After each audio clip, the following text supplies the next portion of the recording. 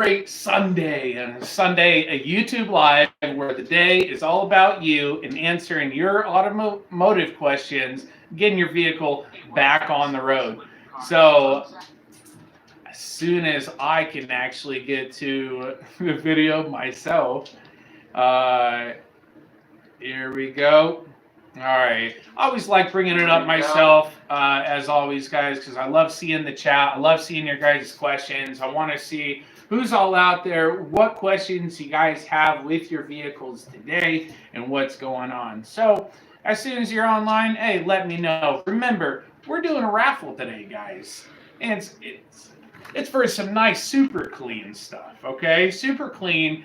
Uh, Gave us some stuff to raffle off, and I want to have you guys check out how cool this degreaser is, both the aerosol and the bottle. So today, we are going to raffle off to the person or people that actually have questions about their automotive. Or their vehicles today, about their automotive. So, yeah, so about their vehicles today, we're going to go ahead and answer those questions. And then whoever asks a question, we'll take those names and we'll go ahead and raffle off some super clean stuff. So it'll be really awesome. So, guys, I want to welcome all of my new subscribers and members to the channel. Welcome. Thank you for your continued support, guys. You are always most thanked. You're, most thanked every day. So thank you so much for actually checking out the channel. As you guys know, I release 2 full videos every single week that are step-by-step tutorials. I do multiple shorts, every day so you guys can see what's going on. If you want to see some episodes before they're actually, a full episode and you catch a little 15 seconds of it, that's the best time to do it. Or sometimes it won't even deal with an episode. It's just a short episode. So make sure when you subscribe to the channel, you also hit the bell icon. That way you get notified when I release all of my future content, all the DIY auto repair videos. So we did have a couple member requested videos from last week, and we're going to get right into that. But I want to update you guys on the channel. The channel is working on the Jeep and the Malibu projects right now. And the Jeep's going well, guys. It's going well. We did have what we thought was a seized engine because we found out that Malibu does have a seized engine completely. So that thing will actually need a new engine. Now, the Jeep, we thought it was seized, but it wasn't. It wasn't seized. It was actually, now, the Jeep Grand Cherokee with the 4.7 liter has 3 different timing chains, okay? And if one of these timing chains is out of whack, the engine won't work, okay? So, there we go. It's in there like this, okay? It's just sitting there, and you have a cam in your upper left and a cam in your upper right, and your crank pulley, which is at the very bottom, okay, everything is spinning together, okay? But when your vehicle jumps time, that's what we call it, it jumps time, it gets out of time, okay? Then when that happens, the air, the fuel, the spark that your engine is creating out of the internal combustion process, it's not all happening in the right order, because timing is exactly that. It is the timing of your engine. So what you have to do is you have to go back in there, and what I really enjoy doing this, and call me weird or whatever, guys, but I take all the sprockets off, both cam sprockets, okay, your main pulley in the center, and then your crank pulley at the bottom. So I take all those out. That way everything spins freely in the engine, okay, once you actually disconnect it from one another, because this is also a great way to see if your engine is binding, okay? because once you actually, free it from each other, you can turn the cam shaft by itself. Okay, if you have dual overhead cams, it means you have two cam shafts. Okay, one on each side. And once you actually take those chains off, you can turn it and you can actually put it where it needs to be for the correct timing. If everything is put together, you are not turning anything. Okay, you will not turn any of that unless you like He-Man, Transformers, something like that. But so I take all those sprockets off, and good evening to you too, CR. What's up, brother? I take all those off so I can retime the engine. Also, I went ahead and threw out. Howard, what's up, man? Yes, I definitely will. Let me get in that in just a second. You're talking about some good stuff. All right, so once you actually get the chains off, you can retime everything and by itself, and then connect the chains back with all the sprockets and everything, putting the engine back together, and boom, it fires up. It happened to the last one. It happened to the one before that. Jeeps are just common on jumping time, bending valves, or a transmission going out. Okay? Bending valves definitely on the V6 models. On the V8s, it's all about transmissions and timing. So, Howard, yes, I'll elaborate just a little. If you do want to know even more and actually start a nice flipping bit, little hobby, business only if you are going to, make it a business. I only say make it a business by, let's say, here in the state of Virginia, you can flip 4 cars a year per person. Loophole. Per person. Okay. Now, if you live in the great state of Indiana, I only say great state of Indiana because you can flip 12 cars there a year without having a dealer license. Okay, that's amazing. Now, a lot of people think you have to have a dealer license to flip cars. That's incorrect. Every state allows you to flip so many cars a year. And think about it. Let's say you're in Virginia, you're allowed to flip 4 cars a year. Well, each one of these cars, let's say you pick up one of those Jeeps.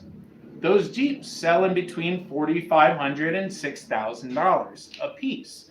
You can pick them up for $500. And all the videos that I throw here on the channel, okay, I'm like spoon feeding it to you guys, all right? All the videos that I put here on the channel, you can use those and fix that vehicle, your hobby vehicle. Now, let's say you actually want to break out into a business like Howard's saying and say, you know what, I want to flip cars and I want to do it as a sole proprietor because I don't want to get into, C Corps and S Corps and, what is it? C Corps and S Corps, and then you have just normal LLC. That's what everyone thinks you have to get is an LLC if you're going to start a business. Move it to an LLC after you make $100,000. Okay? Do that. Until then, be a sole proprietor and you get great tax breaks as a sole proprietor because you are still a small business owner. And under the SBCA, they also have grants that can help you to find cars, all right? Or at least fund the cars. To find them, well, Howard, what do I actually... I do have a course I'm making, but also if you're a member, I can help you on that. But man, where do I find the cars? What do I want to give away to you, man? I mean, you can always go to a dealer auction, even if you're not a dealer, because there's ways around that as well. There are dealers out there that will let you use their license. There's also, Craigslist and Facebook and geez, all those auction and sites and government, that U.S. government one that you can buy stuff from. But I'm not going to give that away, Howard. I'm sorry. If you want to know which two I use and actually make money every month, okay, you got to check out the membership program, brother. Sorry. So you do get a lot of tax breaks, though, as a sole proprietor, as a small business owner. But the crazy thing about it, and I keep getting asked this question, why don't you own a shop? One, I'm like a retired Army. I don't really want to get into like overhead and have, that kind of shop. Next, reason two, I don't want overhead. I like working, on my, behind my house or in front of my house. I like chilling out because I have 6 kids. They like coming out and hanging out with me. So, that's why I do that. But, Howard, what are you thinking, man? Are you thinking like getting a car lot and having a little shop on it, fixing cars and flipping them? Or are you talking about, doing it from the house like I am? What's your ideas, man? So also, guys, another thing, the Malibu project. I definitely want to update you guys on that one. We did replace the fuel pump, and it did work. The engine did fire up, and the engine did fire up. Okay, let's put it at that. But to find out, the previous owner ran it so far out of oil in the entire upper part of the engine, there was no oil. So as soon as we started up, that thing sounded like the Tin Man after a thunderstorm. Just so that sucks. Man, a way that we can check to get around that, for everyone that does not know, let's say your vehicle, you run across a hydro-locked vehicle, or let's say you find a vehicle and you're wanting to fix it, but the previous owner says the engine is seized or the engine was hydro-locked. Okay, a great way to check that is to pull all your spark plugs out and to turn the crank pulley by hand. Okay, now if you can do that, then if it's hydro-locked, usually it'll push the water out of the cylinders because the spark plugs are gone.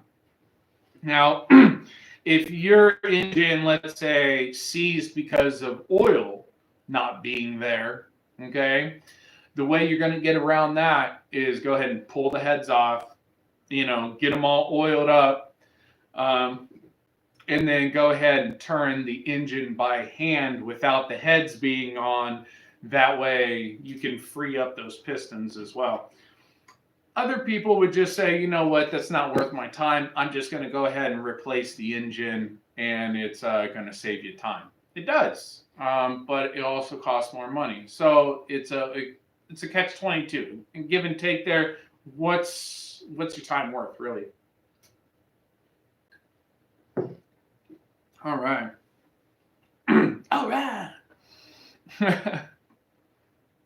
All right. We did have some member requested videos this week by CR. I got you, brother.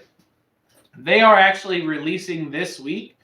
It is what is short-term fuel trim and what is long-term fuel trim. Also, what should be covered in a maintenance interval. For all the people out there that don't know the importance of maintenance, this Malibu project is an ideal example. It ran out of oil. All right. Now, I picked that car up for $200 as well. So if you guys want to know that, that's a seized engine. Okay. So people are like, oh, you got a car for $200. Yeah, because no one cares about a vehicle that has a seized engine. Okay, it doesn't go anywhere. So a lot of people don't care what they sell it for, and they want the $200 or $250 or whatever the crusher is gonna get them. So I went ahead and picked that one up for $200. That one's gonna be real nice because we're gonna get the new engine in it, get that going, and that thing sells for $4,000. Okay, not too bad, guys. Not too bad at all. So definitely, if you're looking at making some extra money, especially before the holidays.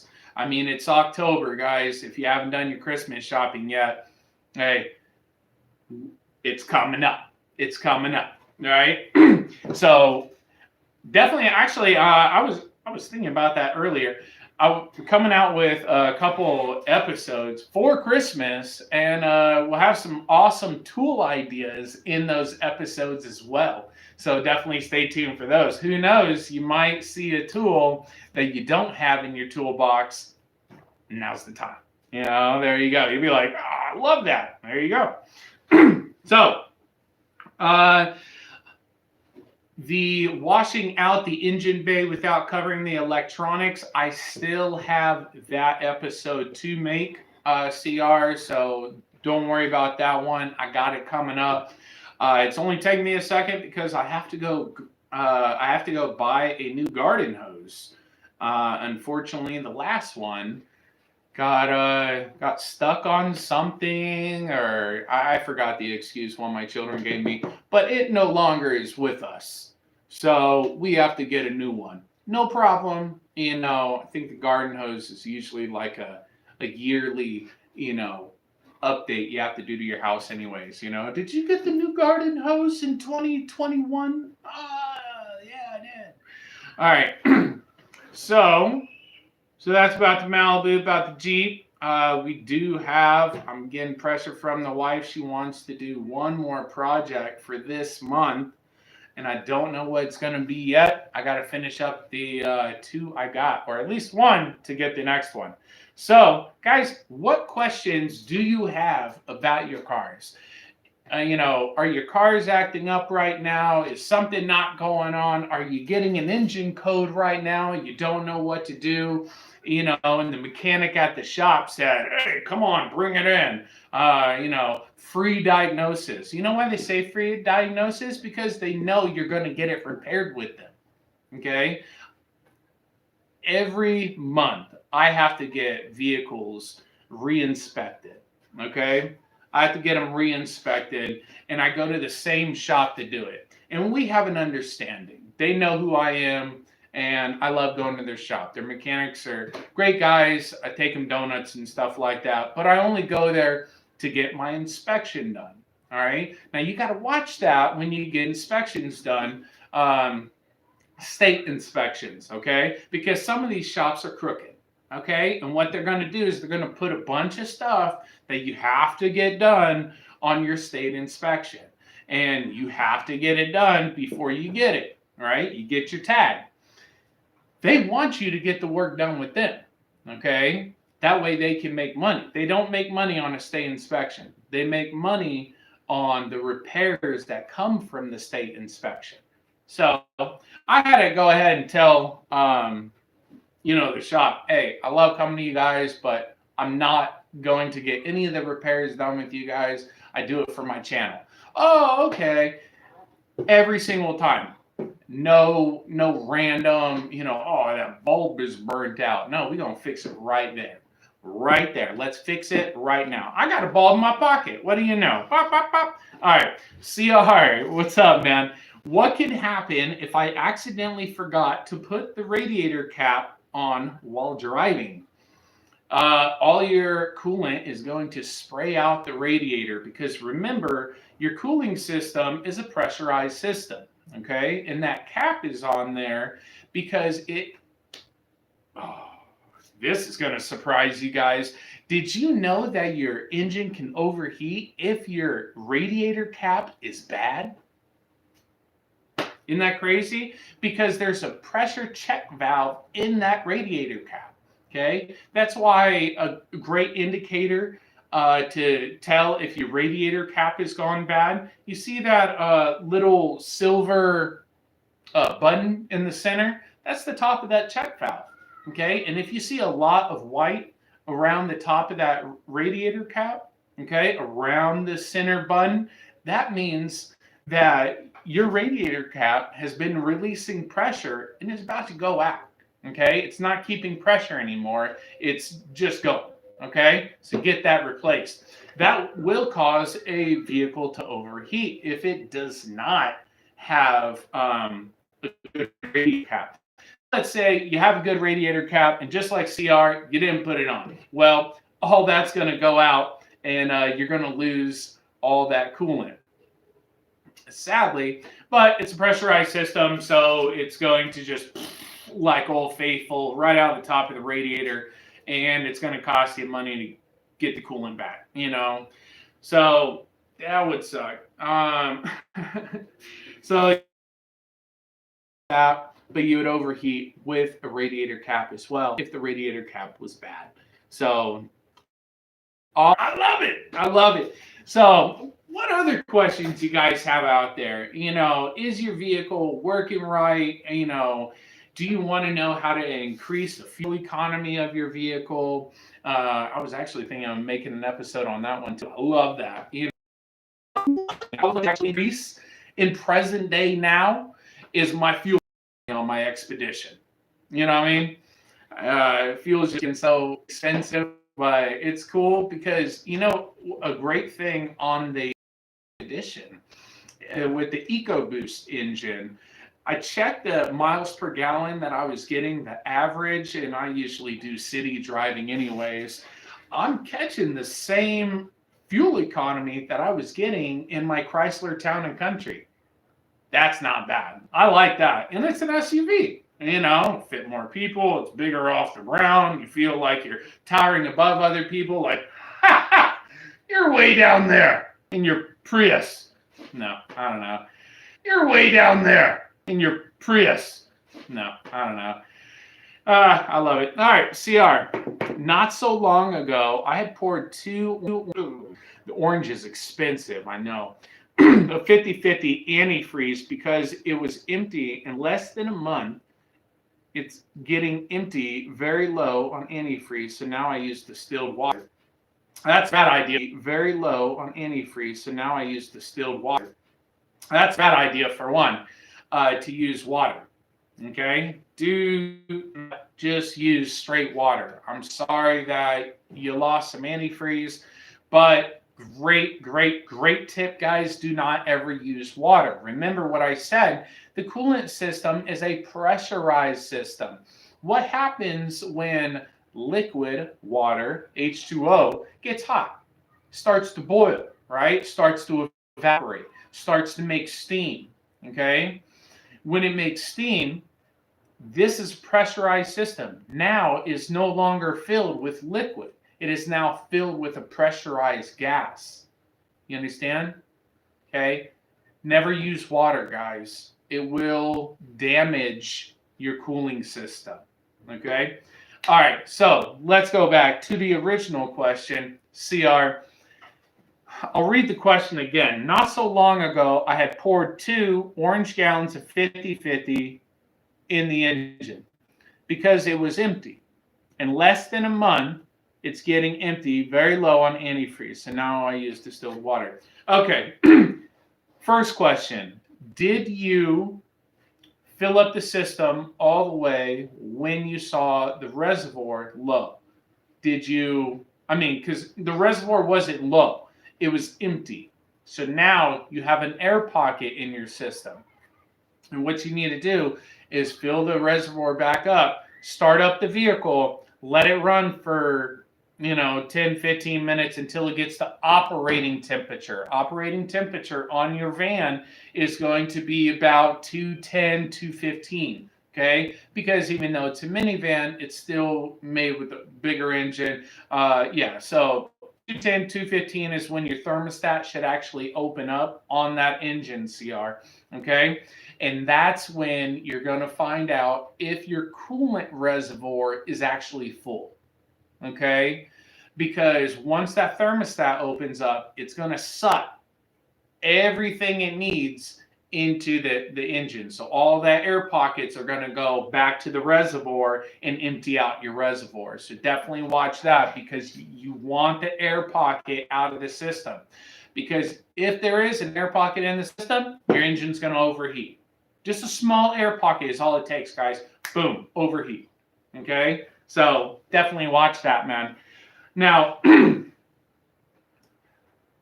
let's say, okay, you poured it in, you made sure it was full, there were no air pockets or anything, and your coolant still disappeared. Next thing you need to look for is a leak. Okay, that would probably be the first thing I would look for, is a leak, before I waste more money and put more antifreeze in. I want to see if I'm just pouring it onto the ground. Okay, guys, also, hey, if you are on this YouTube live right now and you love coming to see me get all your automotive questions answered, make sure you smash that like button. That way YouTube and myself know I'm doing a great job and I keep it up for you guys. Okay, so remember, it is Sunday. I love hanging out with you guys, but my kids and wife love hanging out with me too. But, you know, I tell them, it's okay. Hey, chill out. We live together. No, I'm kidding. That's the way to get killed. Make sure my wife wasn't coming out here shooting me. All right, cool.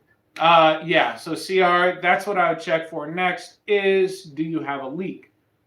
Now, guys, remember, if you have a question, please throw it in the chat section.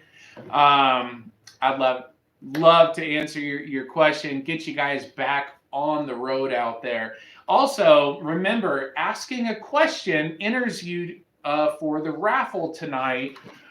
Today, you know, not tonight. I mean, it's evening time, but now asking a question, any question at all, will actually enter you for the raffle to win a super clean bottle degreaser and their new aerosol super clean degreaser. It is biodegradable, guys, so very nice to use.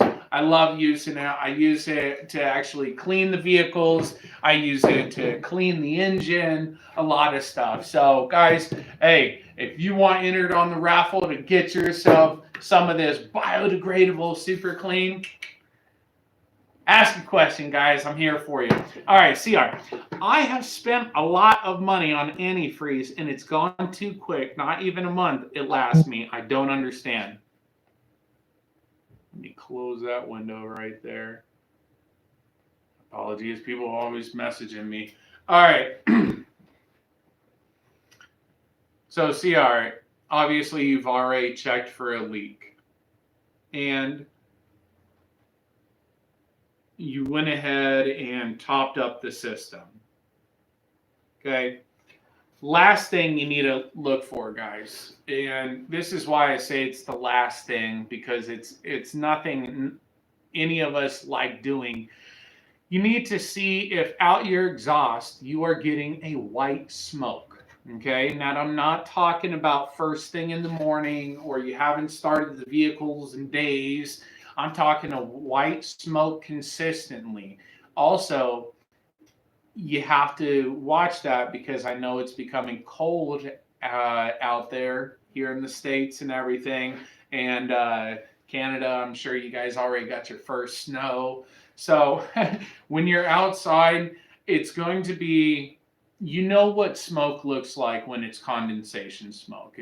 It's you know, sometimes it's white, gray, it's wispy, you know, it's not really staying there. When you're burning coolant, it is going to be like you just put some seafoam in the engine. Okay, you are going to get a consistent plume of white smoke. If you are getting that, that is the reason for your loss of coolant, is your head gasket is blown. Okay, and now coolant is getting into the engine and getting burned in the combustion chamber. So remember, that is the last thing. You know, I've worked with quite a few mechanics, and you always get that guy in the shop that says, you know, oh my God, it's a head gasket. What are you talking about, Bill? How do you even know it's a head gasket? Oh, I just know. I've been working on cars for years. Dude, have you checked the oil yet? No. Are you getting any codes of misfires? No. How do you even know? There are mechanics like that, and they jump to the worst case scenario off the bat. Like, oh, swap the engines. Dude, are you kidding me? Engines don't just grow around trees. They don't grow on trees around here. You either have to go find another engine from Pick and Pull or some other junkyard, or you buy a new one or a remanufactured one. Which all the ways are going to cost you more money. Why don't you troubleshoot the problem that you're having first before, just throwing a new engine in it, right? But there's mechanics like that do it, and I don't like it. You got to troubleshoot instead of just throwing parts at it, And what's crazy, I'm telling you guys, on this Jeep, the 2008 Jeep Grand Cherokee, I just got that thing, right? Beautiful. The guy did exactly that. He threw parts at it, just one thing after another. He threw a new alternator on because it wasn't starting. He threw a new battery in. He threw new plugs in, spark plugs, new spark plug wires. He threw a new water pump in because it overheated before. He threw a new radiator in. Just throwing money. But remember, cars are no different than us, guys. Okay? Yes, they're machines and everything, but there's always breadcrumbs. Okay? There's always breadcrumbs to tell what's going on with your vehicle. And that's why we have this channel, right? That's why we do these Sunday automotive questions and answers to help you guys with that, because there's not a problem too big. I'm serious. I get people on the episodes, and they'll comment and say, "Oh, this job wasn't easy," and it'll be like an alternator replacement. I'm sorry, like, dude, there's people out there that need new transmissions, that need their engines troubleshooted, and I'm talking about this last comment I got. It was hilarious. The alternator was right on top of the engine, right? I was like, man, whatever. But you just have people that, some people just shouldn't work on their vehicles, and that's fine. There's just people like that. But then there's other people that are able to learn, and, if they don't have a mechanical knowledge, they learn it. There's nothing wrong with that. That's what I would do. I mean, that's just me. I would like to solve problems myself. And obviously, you guys like solving problems yourselves too, or you wouldn't be here. So, CR, how would I use a smoke machine to see if I have a coolant antifreeze leak on the van? You would actually have to check your head. Or, no, to see if you have a coolant antifreeze leak on the van.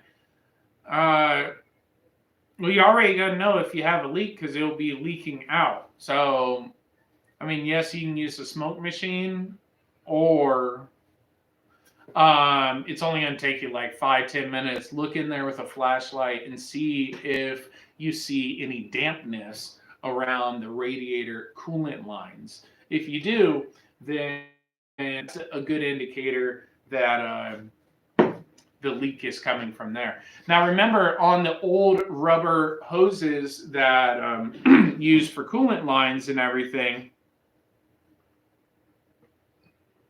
So I had to drink some of that.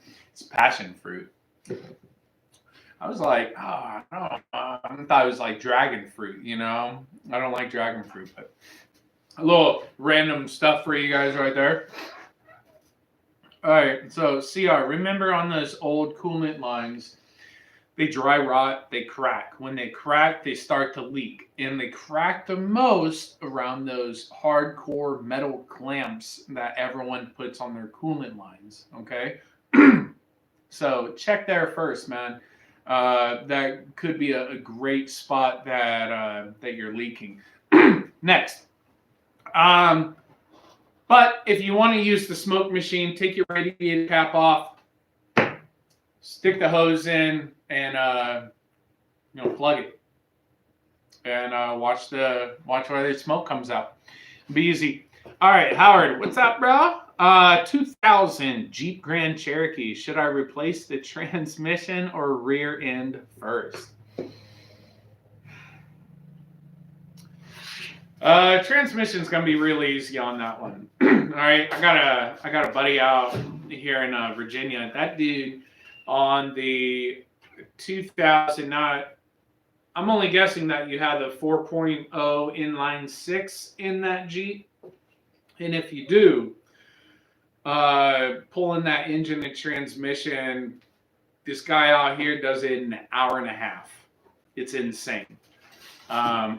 You pull the engine and the transmission as a unit, and well, you can if you have a A-frame or a two-ton engine hoist. I'll do it too. Rear end is going to be real easy, man, as well. I know it doesn't seem that way, but it is. Remember, the rear end is held in by your U-bolts. The U-bolts are on top of your blocks, which are by your springs. Okay, they're going to be right there. So what you got to do is you got to jack up the vehicle, leave it on jack stands, and you want to have it high up. Okay, and then you're going to come in there with a jack. Okay, 2 people for this job would be preferred because the axle is a bit heavy, and zip those bolts out of the nuts off of the U-bolts. Jeez, it's like a tongue twister. Zip those off and you'd be good to go, man. Now, let's say you don't want to pull the entire pack. That's like Army language. You don't want to pull pack. All right, so you don't want to pull the engine and transmission. Then you just go underneath. Hey, it's great because it's a rear-wheel drive or four-wheel drive. Doesn't matter. If it's four-wheel drive, then you have the transfer case with the transmission. If it's rear-wheel drive, then you just have the transmission. And as long as you have a transmission jack, you're good to go, man. And that's easy money right there. If you are looking for a place to find the transmission or rear end, of course, I always have luck at Pick and Pull, like a junkyard like that. I don't like paying a lot when it comes to, getting an entire component like that. I'd rather get the part and then rebuild it myself and then put it in, instead of paying someone else to rebuild it or someone else to pull it out of the vehicle. If you do that, you have to pay more.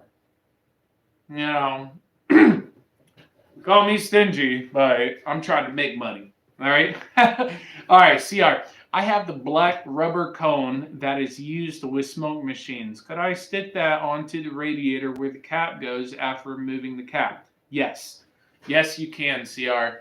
That will actually clog it up. Will pack it so the smoke will actually do its job, and hopefully you can find that coolant leak that you have on your vehicle right now. So, I do want to say I've been working on a lot of episodes this week for you guys. I'm not going to disclose any of them because I did have to schedule some out. In November, my family and I are heading out to Phoenix to actually pick up a school bus. Yes, my my mom out in Arizona picked up a school bus, and she was going to make it into one of those schoolies, right? And she parked it at her storage lot, and I guess some rodent or whatever got into the engine and ate up some of the wire harness. So when she goes to crank the ignition, it sparks, and she gets scared, and she never starts it again. So now, my family and I, we're going to go out to Arizona, not only to pick up the school bus, but to also celebrate Thanksgiving or your holiday season, right? So it'll be really fun. So definitely stay tuned for all those episodes coming out, guys. We will be on the road traveling, so you definitely will get a lot of on the road traveling kind of episodes, things to actually look out for, especially if you have 2014 to 2017 Ford Expedition and you didn't know, is it good for road trips? Is it not good for road trips? Is it going to be good towing a trailer up the Rocky Mountains? I don't know. But we're going to find out, and I'm going to make those episodes for you guys, because if I break down on the side of the road, I want you to know about it. All right. And also, you won't break down on the side of the road because you'll be like, Zach broke down. I ain't breaking down because I'm going to fix it before I go. There you go. And that's the whole purpose of the channel, right? Me make the mistakes so you guys don't have to. You'll save the money. Well, I have to fix it. So, CR, I notice when I'm jacking up the van onto 4 jack stands that the front of the vehicle is lower than the rear of the vehicle, so it looks unbalanced.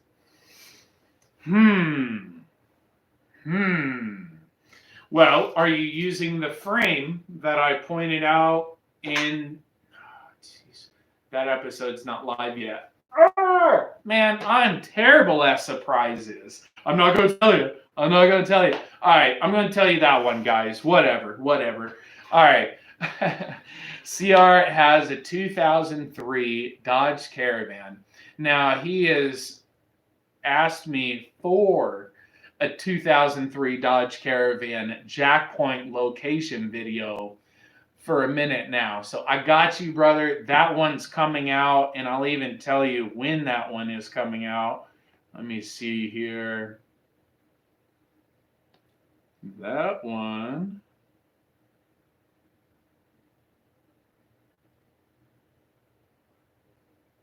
Maybe that one already came out. Probably. It did. There you go. That one went live on October 6th. The 2005 Dodge Caravan Jackpoint locations. That's the name of that episode. But the Jackpoint locations are going to be in the exact same location for you, bro. Now, make sure you watch the video, but you to put your jack stands on the frame that I noted in the video. Put them there. Now, is that where you're putting them and the vehicle still looks unbalanced? Let me know. Also, a little bit of jack stand safety for you guys. Yes, you can jack a vehicle up. Or yes, you can lift a vehicle with a floor jack not being on solid ground. Okay? But what you need to do is under your jack stand, okay, you need to put a piece of steel, a cinder block, something, that is wider than the jack that it can sit on, okay? Now, if you just put the jack stand on, not even ground, where it's just dirt, right?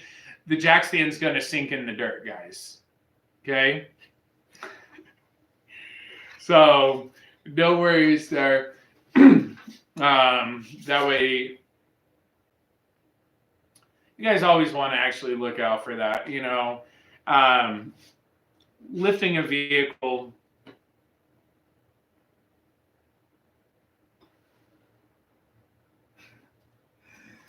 Lifting a vehicle can be really dangerous, guys, and you want to make sure you're doing it correctly.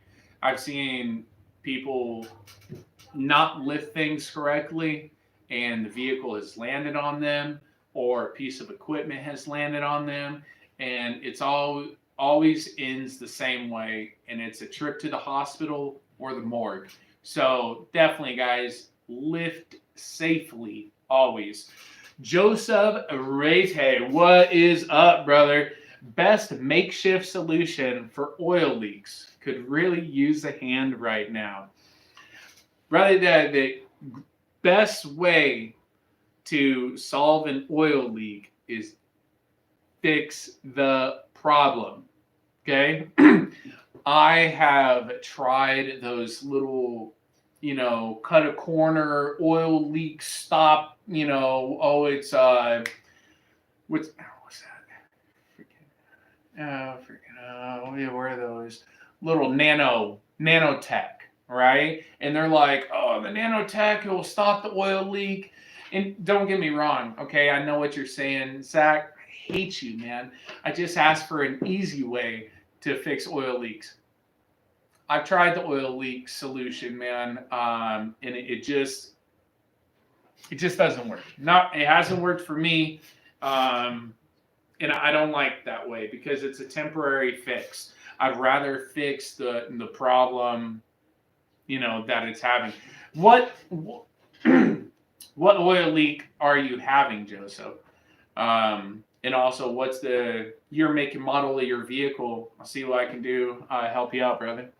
CR, I haven't been able to do the smoke test for the P0420, which, for everyone that does not know, 420 outside of cannabis, P0420 is an evap code, okay? Which, if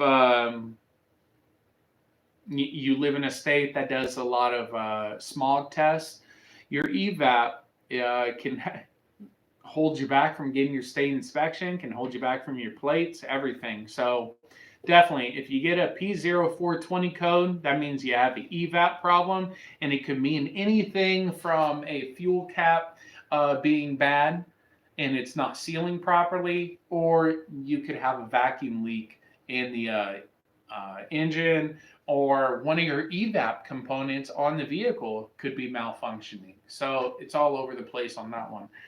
How would I remove that butterfly valve on the upper intake manifold to insert smoke from the smoke machine? I don't get it. I'm sorry, brother.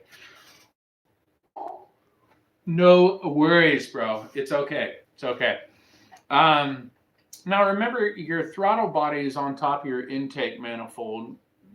First thing I would actually look for, if you're trying to remove the butterfly valve, I wouldn't. That thing is actually set in there with pins. It's not really, I wouldn't remove it, man. It's just too much that could go wrong on that one. Now, you could remove the intake, you could remove the throttle body altogether, but, honestly, I would just you have your butterfly valve. It's a circle, okay? And you have the band, the pin in the center. So you can push the center of the valve and it'll tilt, or you can, push the top and they'll push in. Push the top just a little where you can push the valve and then feed your hose in, okay? Now, you're still going to have to put a couple rags in there as well. That way the smoke can build up and, do its thing. But that's going to be the easiest way to get in there, man. But, Joseph, did you have any other questions, brother? I'm sorry that, I don't have a quick, get out of an oil leak thing, Always remember, when it comes to oil leaks, okay, to follow the leak up, okay?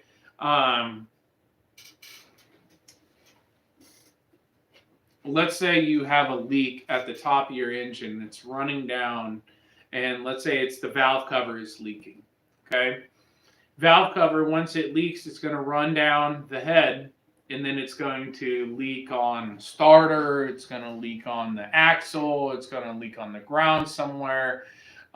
So what you have to do is you have to follow the leak upwards, okay? Once you find the uppermost point that has the oil leak, there you go. You found the source of the oil leak. then you go ahead and fix it. Now, let's say the oil leak is your oil pan and you're working on one of those great Jeep Grand Cherokees that I am, and the oil pan can actually take you up to 4 hours. Well, that's just the name of the game, man.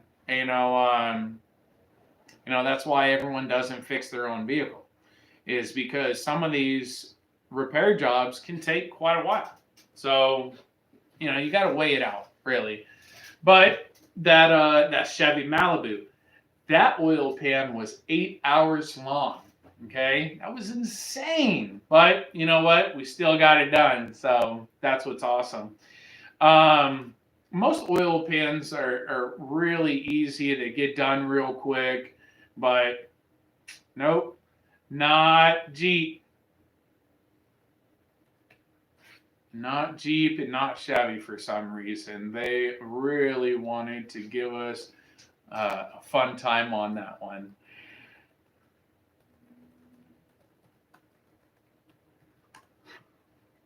There we go. All right, let's jump right back to it, guys. Does anyone else have any questions tonight? I love all these questions. Howard, thank you. Joseph, CR, thank you guys so much. And that's 3 people right there entered in on tonight's raffle to go ahead and get your nice little detail kit of your Super Clean. So let's see who wins that one. Depending, could have some more questions here. We will go for another 10 minutes here, guys. So if you do have any questions, make sure you put them in the chat section. That way you could be entered in on this raffle as well, guys. So, CR, I watched the video you posted of the Jackpoints. It followed your instructions, but the van is still unbalanced from the front. Okay. If it's unbalanced,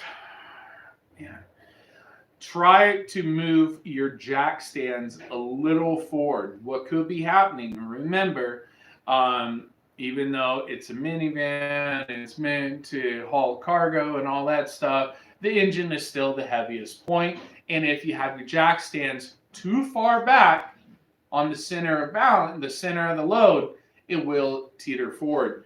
Now, let's say it's not teetering, okay? And it's still unbalanced, and you have all 4 jack stands on the frame, and you are on a balanced, level surface, then you have a bent frame. Okay, so I like that. If it looks unbalanced like that, what are you saying? Let me make sure I'm getting the details, bro. When you say it's unbalanced, you put the jack stands on the frame, but then what's not balanced? I mean, you still have the axles are still going to droop down. You still have the tires on and everything. Yeah, let me know. Also, CR, make sure you take a picture for me, brother, and email it to me. You got my email. Guys, if you do run across a big problem on your vehicles and you're just at a standstill, okay, my email, sellthoseflippingcars@gmail.com, is in every video description. When it says business inquiries, you can also send it, okay? Now, if you send me 5 questions, a week, and I'm walking you through how to fix, cars and you're making money, I suggest you become a member, okay? It's $2, okay? Can't afford $2 if you're making thousands, right? So, it was a fake clap. I'm sorry.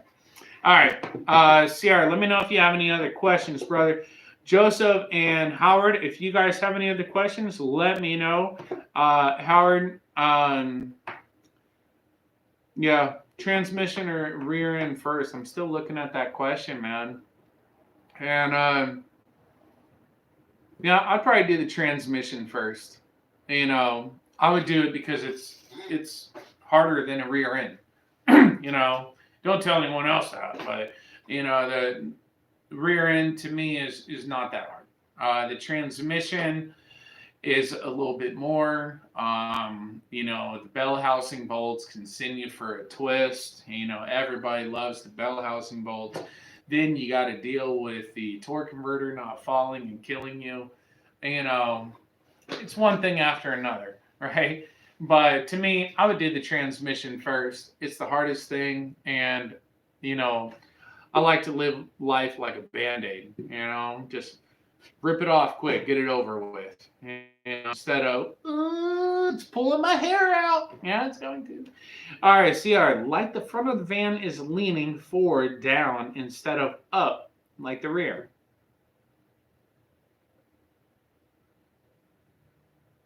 Yeah, you might want to move those jack stands out a little more, bro. It sounds like it sounds like engine's dipping down. So you might have those jack stands a little far back, so it's doing this whole little teeter thing.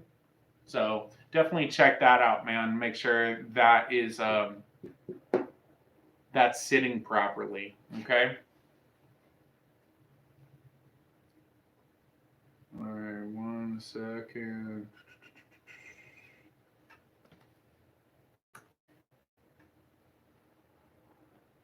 All right, it's a cool little thing. It's supposed to help me pick random people, for raffles and stuff. So let's see if it works. That would be cool. Raffles. Well, if you guys take this time as a little couple extra seconds, I'm trying to find this thing real quick to ask any questions that you have, guys, about vehicles, about the channel. I'll take those questions as well. If you guys have any questions there.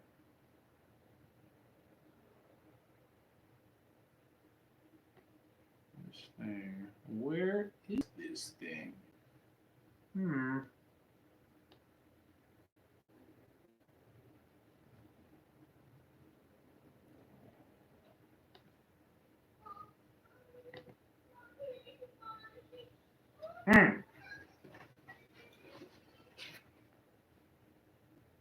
All right.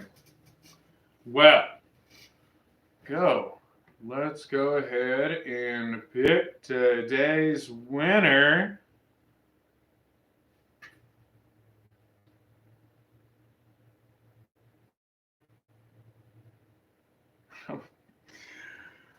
Looks like CR won it. Oh my goodness. I don't know if I like this program. We'll have to switch that up, guys. CR, great job, brother. You won the raffle.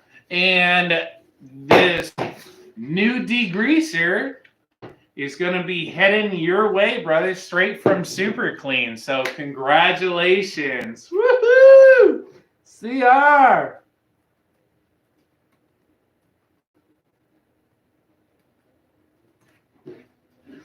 All right, guys, if you don't have any other questions tonight, thank you so much. Oh, CR, there we go. Should I be putting a cement block inside the base of the jack stands while they're being used to lift the van on 4 jack stands? Yes, use cement block. That'll work. Put it at the bottom of the jack stand. That way, the jack stand will sit on top of the cement block, especially if you are lifting it in dirt or off any, solid ground. Okay. All right, guys, thank you so much for checking out another YouTube Live right here on the channel. Thank you so much for everyone asking the questions tonight and contributing. Hey, again, if you want to know more about how to flip vehicles and make profit, make money, okay? Check out the membership program, guys. I assure you, you will not be disappointed with it. And you'll start getting a nice toolbox too, working on those cars, getting your vehicles back up and going, selling them, if you want to go that path, making a little bit of money for you and your family. Also, guys, remember the holidays are coming up, and flipping a vehicle can give you a nice little extra cash flow, especially in the holiday season. So, hey, check it out, guys. Thank you so much again, guys, for checking out another YouTube Live here on the channel. Make sure you stay tuned for all the shorts and the YouTube, the full episodes we're coming out with this week as well, on top of the shorts. So, guys, if you are subscribed to the channel, make sure you hit that bell icon. That way you get notified of all my future DIY auto repair videos. So, guys, thank you so much again. And until next time, hey, keep on wrenching, guys. Enjoy your Sundays. Take care.